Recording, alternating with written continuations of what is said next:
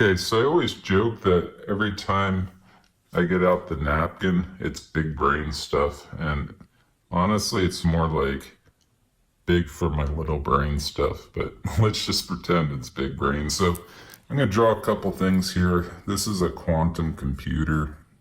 Let's call it QC. It's like a big mainframe over here.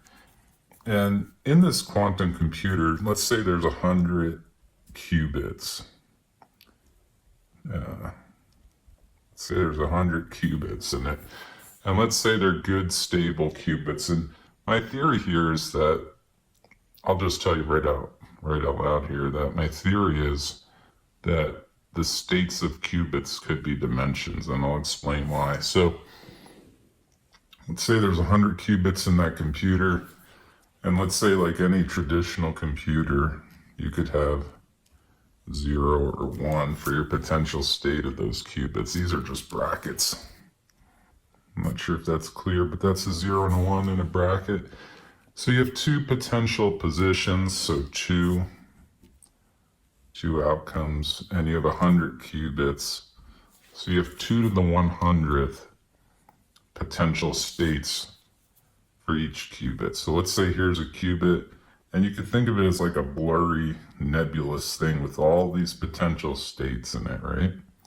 This qubit has 2 to the 100th potential states.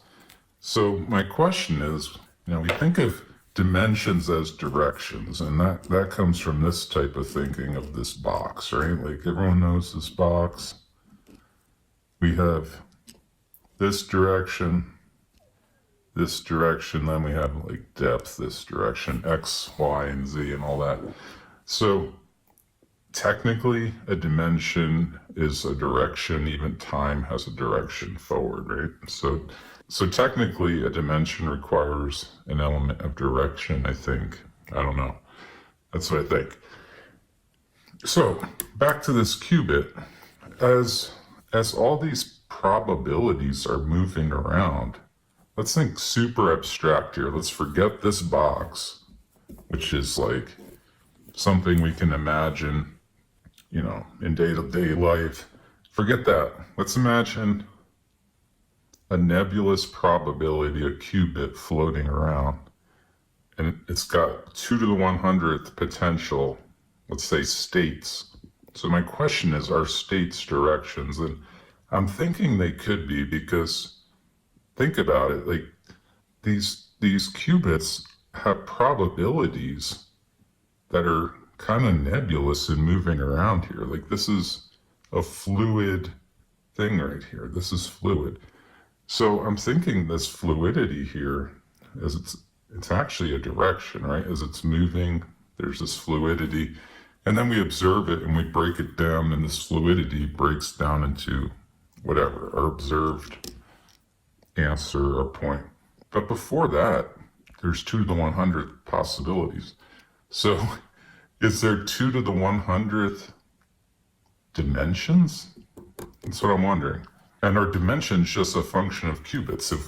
If this computer has 1,000, I think IBM has one with 1,200 right now. So 2 to the 1,000, that's how many different possible states we have. Is the state the same as a direction? I don't know, but when I think of it like super abstractly and think of this qubit as moving probabilities, that movement starts to kind of mimic this movement of,